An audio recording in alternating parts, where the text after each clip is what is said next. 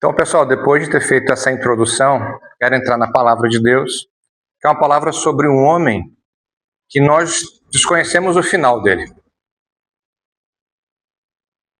Nós não conhecemos o final da trajetória humana dele.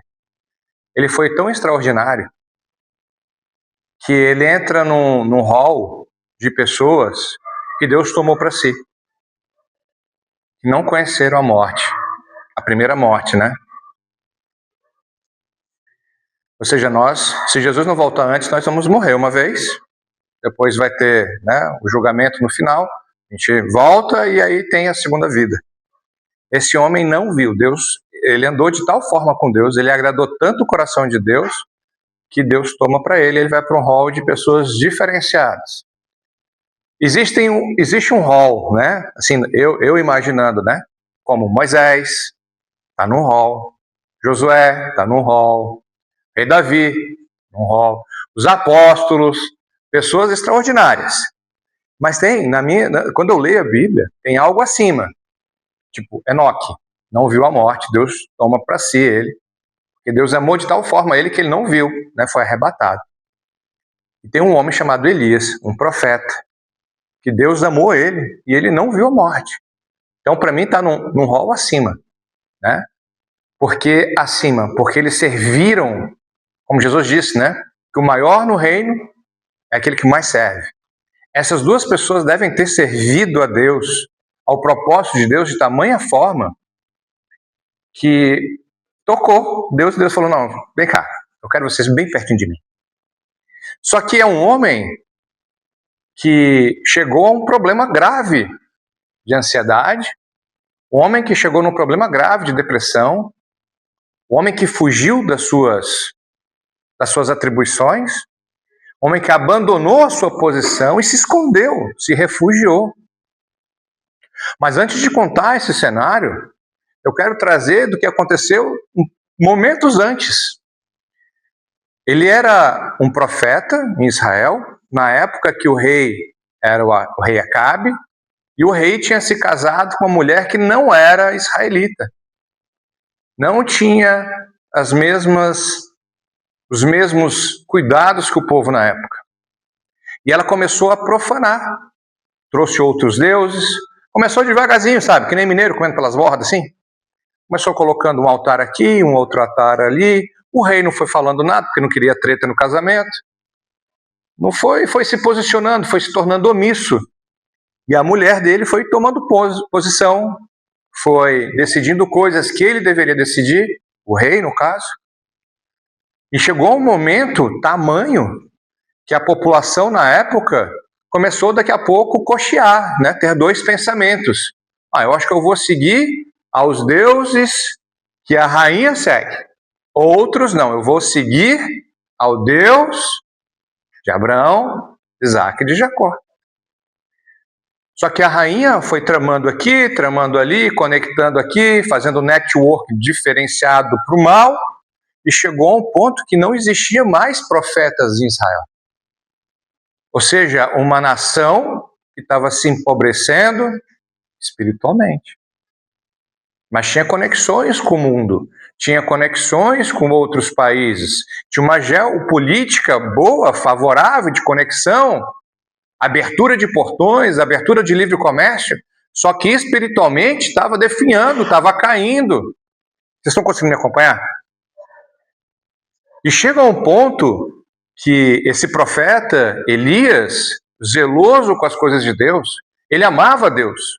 Nós vamos ler daqui a pouco, em 1 Reis, ele diz que ele amava, que ele genuinamente, a alma dele era entregue a Deus. E tanto é que Deus tomou ele para si. Ele se enraivece. Ele fala assim, ô rei Acabe, está errado, o que você está fazendo está errado. Ele deve ter dito isso inúmeras vezes. Só que chega um momento em que ele propõe um grande desafio. Ele sobe ao monte e ele faz uma proposta. Que os servos, os religiosos de Jezabel, dos deuses que ela servia, subissem também. E ele subiria. E haveria uma competição. Haveria uma disputa. E tem uma frase que Elias coloca que para mim mudou muito a minha forma de pensar. Ele disse lá no Monte Carmelo, quando ele propôs o desafio, ele falou assim: até onde vocês irão cochear entre dois pensamentos? Se Deus é Baal, os deuses da rainha Jezabel, serve ele. Se Deus de Israel é Deus de Israel, então serve eles. Parem de ficar cocheando. Ou seja, ora vou para um, ora vou para outro. Gente, isso nunca foi tão atual. Não, isso que está na Bíblia, isso eu acho legal. Então a gente pega para a gente. Mas quando fere a nossa estrutura, quando muda a nossa estrutura mental, não, isso eu não quero. Não, eu quero que o Deus seja o Deus, o meu Deus abençoador. Eu quero que Deus abra as portas, eu quero acessar a graça de Deus, eu quero romper no extraordinário de Deus, mas quando fala que é para você exercitar, se abster do orgulho e da ganância através de 10% do dízimo, você não quer. E se eu falar isso, dá hate. Da pessoa contestando, essa parte não serve. Quando a palavra de Deus diz que ninguém toca no ungido do Senhor, esquece e tira de contexto. Mas a gente se esquece de que toda autoridade foi colocada por Deus, inclusive as más, que é colocada para juízo, e as boas para justiça. Não dá para eu ficar separando, pegando a palavra de Deus e falar: isso aqui é legal para mim, essa outra parte não é legal para mim. Essa parte me interessa. Essa outra parte não me interessa. Não dá mais. Estamos em um momento igual ao momento da disputa no Carmelo. Se Deus é Deus, segue. Se Deus não é Deus, então não segue mais. Mas não segue nada. Uma vez ela estava fazendo célula, eu perguntei para o marido: tu vai deixar a tua mulher ter um outro relacionamento com outro homem? Eu, capaz, cara. Que é isso? Vou nada? Nem Deus quer te dividir com ninguém. Deus, ele não aceita que você fique ora com ele e ora com outra. Mas nós queremos que Deus seja fiel conosco. Mas será que nós, de fato, somos fiéis? Será que, de fato, nós batemos no peito e falamos: não, eu sou o de Cristo? Elias fez essa proposta lá no monte, lá em cima do Monte Carmelo. Ele fez a seguinte proposta: vamos fazer 2 altares. 2 altares. E nós iremos clamar ao Deus que nós seguimos. Eu vou clamar ao Deus de Israel e vocês clamam a Baal. Aquele que vier fogo do céu e aceitar, esse é Deus de verdade. E vocês podem começar. E eles começaram. Eles fizeram um altar, pegaram os novilhos, fizeram a lenha, começaram a clamar. Eles só não podiam botar fogo. Eles tinham que, através da oração, manifestar a presença do Deus que ele servia, e o Deus que ele servia teria que aceitar essa disputa e mandar fogo. Vocês entenderam? E Elias ficou lá, sozinho. O povo de Israel vendo aquilo tudo, mas o povo de Israel estava naquela: será que existe Deus? Será que Baal existe? Eu vou ficar aqui, né? Não sei o que vai acontecer. E os servos de Baal começaram a entoar cânticos, a orar freneticamente, a se autoflagelar. Tentaram de tudo quanto era forma. Nada acontecia. Não vinha fogo dos céus. Elias, cheio do Espírito Santo, fala: grita mais alto. Quem sabe Baal não está dormindo? Quem sabe vocês não estão gritando o suficiente para que ele ouça? E ele começou a fazer o quê? Entrar na mente dos adversários, colocando cada vez mais dúvida, colocando cada vez mais o quê? Pressão. Pressão. Essa disputa colocou em xeque a rotina espiritual de Israel. Vocês estão acompanhando? E oraram 1 hora, 2, 3, 4, várias horas a fio. Nada aconteceu. Sabe o que aconteceu depois? Ele falou, vem cá, pega um balde, cria um rego em volta, molha a lenha. Pega mais um balde, molha de novo, que pode ser que daqui a pouco você fala porque a lenha estava seca demais. Ensopou a lenha. Eu já preguei sobre essa passagem há um tempo atrás. Não com o foco que eu vou trazer hoje. Ou seja, o altar que Elias tinha preparado estava completamente molhado. E quem já tentou fazer fogo com lenha úmida, carvão úmido, sabe que esse trem não pega. Pega em fogo tudo quanto é lugar, menos no carvão e menos na lenha. É difícil. É quase impossível. Agora, se tu molhar a lenha e tentar fazer fogo, não sai fogo. Tenta em casa. Pega uns gravetos, molha e vai lá com o teu isqueiro. Nem com isqueiro tu vai conseguir fazer a lenha pegar fogo. E Elias clama a Deus uma única vez. Senhor, se há Deus em Israel, mostra. E o fogo veio, e o fogo consumiu o holocausto, consumiu a água, consumiu a lenha, consumiu as pedras. Uau! Você vê uma manifestação dessa e você fala, estou convertido, né? Foi o que aconteceu. Todo o povo, então, se converteu ao Deus de Israel. E ele falou, agora vão lá, peguem a espada e matem eles. Matou todos os profetas de Baal. Todos os inimigos do rei de Israel. Uma grande vitória. Uma vitória espiritual.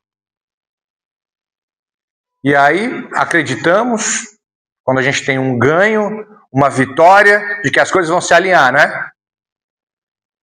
Esse foi só o primeiro round.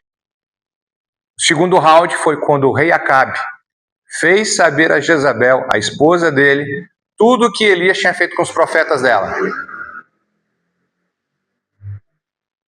Jezabel falou o seguinte, que aconteça comigo amanhã 7 vezes mais, se amanhã a essas horas Elias não estiver morto. Elias tinha acabado de sair de uma experiência no monte espiritual, ele clamou fogo e o fogo veio. Ele pediu que o povo matasse, o povo matou. E essa fala de Jezabel entrou tão profundamente no coração de Elias, que ele simplesmente fugiu. Ele teve medo da vida dele. É como se o que ele tivesse vivido talvez um dia antes, 2 dias antes, tivesse sido tirado da vida dele. Ele foi tomado de uma ansiedade. Ele foi tomado de um medo tremendo, profundo, inexplicável da vida dele. Ele foge, ele sai da cidade. Não fala com ninguém. Ele tinha um discípulo, o moço que acompanhava ele, chegou até um ponto que o moço andou com ele. Só que você tem níveis de profundidade de depressão. O primeiro nível é você. Você entra no medo profundo. Já ouviram falar sobre síndrome do medo? Já viram pessoas que sofreram isso?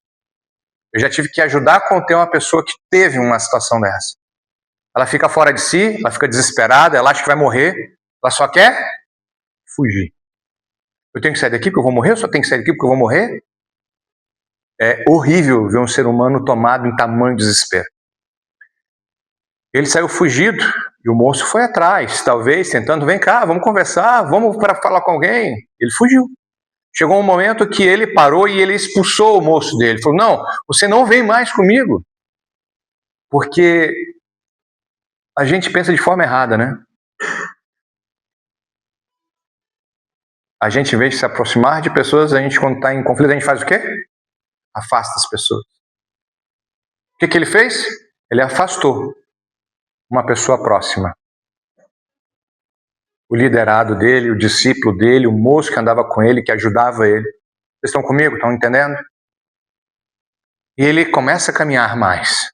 vai para uma outra cidade, um outro cenário, e ele encontra um arbusto onde ele coloca a cabeça e ele dorme. A palavra de Deus diz que o anjo do Senhor acorda ele, e ele tinha fome. E aí ali perto daquele arbusto tinha uma pedra e tinha um pão fresquinho, quente, assado na pedra. Água fresca. Gente, tinha padaria naquela época? Não. Não tinha delivery, não. Não foi ele que ligou. Ele teve uma experiência de que Deus cuidou dele, de que Deus estava com ele. O que ele fez? Come e volta a dormir. Quando a gente está em depressão, a gente quer só dormir. Quando a gente está com ansiedade extrema, triste é o extremo, o que a gente faz? A gente só quer dormir. A gente não consegue ver as pessoas que nos amam. A comida já não tem mais sabor, né? Já passaram por isso? Uma depressão assim que você, não quero nem comer. Pode ser a melhor comida, uma melhor delícia que tiver na sua frente. Você fala, não tenho fome. Ele volta a dormir, o anjo acorda ele de novo e fala, levanta e anda. Ele anda mais 40 dias, 40 noites caminhando, até chegar no monte de Deus. Vocês entenderam a história até aqui? Agora a gente vai ler um encontro que ele teve com Deus. Talvez aquilo que eu e você mais desejamos, ter um encontro com Deus. Quem que já pediu um encontro com Deus? Quase todo mundo já pediu esse encontro. Mas também a gente pediu um encontro com Deus, a gente ficou definindo como Deus tem que aparecer, né? A gente define como Deus tem que vir, sim ou não? Senhor, eu quero falar com o Senhor, mas o Senhor tem que vir fazendo essa situação ser resolvida. Senhor, o Senhor tem que vir mostrar que o Senhor me ama, que o Senhor está comigo nessa situação aqui. E às vezes a gente ainda é rebelde, né? Se o Senhor não fizer, namorado desesperado. Se fulano não ligar, é porque, né, se o Senhor é comigo, se a palavra de Deus que eu vivo, fulano tem que ligar. Nos próximos 3 minutos. Tá bom, Senhor, na próxima meia hora. Tá bom, Senhor, nos próximos 3 horas. Tá bom, Senhor, nessa semana ele liga. Não é assim que funciona. Não é a forma que eu determinei que Deus tem que vir, da forma que eu imaginei que ele vai vir. Vamos descobrir como Deus falou com Elias, lá em 1 Reis, capítulo 19, final do versículo 9, início do 10. 1 Reis, 19.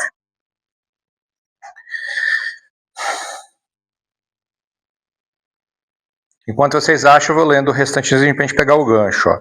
O anjo do Senhor voltou, tocou nele e disse, levanta-se e coma, pois a sua viagem será muito longa. Então ele se levantou, comeu, bebeu, fortalecido com aquela comida, viajou 40 dias e 40 noites. Era longe. Ele não correu para qualquer caverna, não.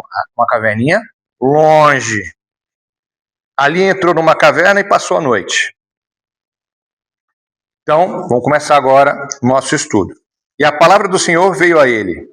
O que você está fazendo aqui, Elias? Deus falou com ele. O que você está fazendo aqui, Elias? Se Elias não tivesse com o espírito abalado, ele nem teria ido. Concorda comigo?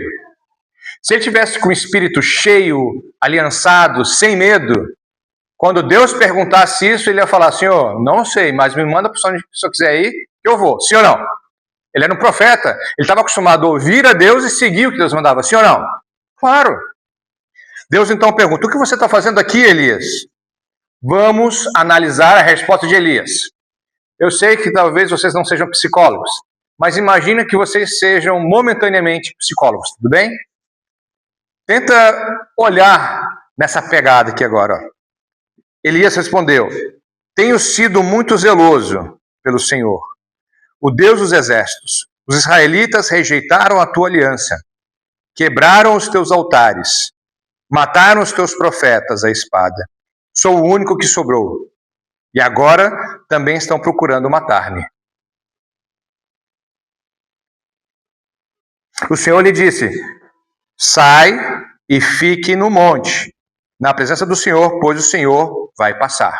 Deus dá um alerta para ele. O seguinte, sai e fica ligado, porque eu vou passar e vou falar contigo, Elias. Antes disso, quando ele deita para dormir no caminho, ele faz uma oração: Senhor, que eu morra. Ele recebe a notícia da rainha de que a rainha queria matá-lo. Sim, ok. Era motivo para ele fugir? Não. Ele clamou fogo do céu. Em outra ocasião, ele pediu que não chovesse em Israel. Não choveu. Depois ele pediu para chover. Choveu. Ele era um homem ele era assim com Deus, ó. Um em carne. Deus, ele falava com Deus e Deus reagia. Uma mulher foi capaz de colocar um medo tamanho nele que ele foge. Ele abandona, sai, deixa o seu moço e pede a morte. Agora ele está em um encontro íntimo com Deus e Deus pergunta: o que você está fazendo aqui? O que ele responde? Mimizento. Eu sou o único, só sobrou eu, ninguém mais é zeloso, não existe mais ninguém, estão querendo me matar. Como é que Deus tratou com ele? Ele estava acostumado a clamar fogo e vir fogo. Ele pedia: não chova, não chovia. Agora chova, chovia. Ele estava acostumado com coisas grandiosas. Então veio um vento fortíssimo, que separou os montes e esmigalhou as rochas diante do Senhor. Mas o Senhor não estava no vento. Depois do vento houve um terremoto, mas o Senhor não estava no terremoto. Depois do terremoto houve um fogo, mas o Senhor não estava nele. E depois do fogo houve o murmúrio de uma brisa suave. Quando Elias ouviu, puxou a capa para cobrir o rosto, saiu e ficou à entrada da caverna. Deus falou com Elias através do quê? De uma brisa suave. Não falou através de terremoto, não falou através do vento, não falou através da chuva, não foi algo grandioso. Foi o quê? Uma brisa suave. Sabe o que Deus determina para ele? Ele faz a seguinte pergunta para ele: o que você está fazendo aqui? De novo. Ele não conseguiu responder a primeira pergunta. Tenho sido muito zeloso pelo Senhor, ele repete. Tenho sido muito zeloso pelo Senhor, o Deus dos exércitos, os israelitas rejeitaram a sua aliança. Ele torna a repetir, a ser cíclico na sua resposta. Derrubaram seus altares, mataram os teus profetas à espada. Sou o único que sobrou, e agora também estão procurando matar-me. O Senhor lhe disse: volte pelo caminho por onde veio. Sabe como é que foi o tratamento de Elias? Volta. Volta para o caminho de onde veio. Eu não te mandei ir aí? Volta. É um retorno estratégico. Mas no caminho, calma aí, eu vou te dar a solução. Vá para o deserto de Damasco, chegando lá, unja Hazael como rei da Síria. Aí você fala: nossa, mas por que um profeta de Israel vai ungir um rei sírio? Então, por quê? Unja também Jeú, filho de Ninsi, como rei de Israel. Ou seja, ele vai ungir o rei da Síria, Hazael, e vai ungir Jeú como rei de Israel. Por que isso agora? Se o problema era o emocional de Elias que estava destruído. Qual era o problema central de Elias? Ele tinha medo de quê? Ele falou 2 vezes. Ele tinha medo de quê? Da morte. Ele tinha medo de ser morto. Depois, unja também Eliseu, filho de Safate, de Abel-Meolá, como sucessor a você como profeta. Jeú matará todo aquele que escapar da espada de Hazael. Ou seja, todo mundo que se levantou contra mim em Israel, o rei da Síria vai matar. Se sobrar alguém, Jeú, o rei de Israel, mata. Se sobrar alguém ainda, o profeta que vai ficar no teu lugar, mata. Você não vai morrer. O que eu tiro disso? A gente não vai morrer. Nós não vamos morrer. Nós não vamos desistir. O que nós precisamos aprender? A identificar o som, o trabalhar de Deus nas nossas vidas. Às vezes a gente fica esperando um grande terremoto, barulho, bagunça, epidérmico, você sentir um reteté, você se balançar. Deus não está ali. Não com você. Talvez com outra pessoa sim. Talvez você queira ver o manifestar angelical, barulho de anjos. Talvez não vai ser assim que ele vai falar contigo. Sabe uma vantagem que nós temos em relação a Elias? Nós temos isso. Sabe uma vantagem que nós temos em relação aos nossos medos? Nós sabemos o final da história. Nós sabemos que todo joelho se dobrará, que toda língua confessará que o Senhor é Senhor. Amém? Lembra que uma vez eu contei uma história de uma criança, a gente fez uma analogia de que uma criança, ela estava indignada com a leitura do gibi do seu herói predileto, porque o herói no início sempre apanha. Ele estava indignado porque o herói que ele gostava estava sempre apanhando. Aí o que ele faz com uma boa criança? Lê o final. Olha os quadrinhos finais. Sabe, antes do fim? O que normalmente nas histórias em quadrinho tem no final sobre o herói? O final, o herói ganha. Aí ele fica entusiasmado de novo, ele volta para a leitura que ele parou, e aí ele começa a ler, e ele começa a falar: ah, você bateu no meu herói, é porque você não sabe o final. No final ele ganha de você, seu bobão. Não, mas isso aqui você prendeu ele, mas no final ele vai se libertar e vai pegar você. Mas assim na nossa vida a gente não tem essa noção. Nós sabemos o final. Nós sabemos que nós até morreremos, mas nós viveremos eternamente com ele, amém? Por que quando o diabo esfrega um medo ou uma falha nossa do passado, ou talvez a gente tenha medo de um cenário possível da próxima segunda-feira, e você não fala assim, bem, até pode ser ruim, mas o final eu sei. O final eu sei que Deus me perdoou, eu sei que no final ele me abençoou, eu sei que no final eu estarei com ele, amém? Por que nós não vivemos que nem essa criança que vai e volta do início da história, onde ele fica triste, porque ele só vê o herói dele apanhando. Às vezes a gente fica tão triste de nos vermos apanhando. A gente fica tão triste de ver uma pessoa querida que nós amamos sofrendo por uma enfermidade, um problema financeiro, um problema legal, mas o final é sempre melhor com Cristo. Amém? O final com Cristo é melhor.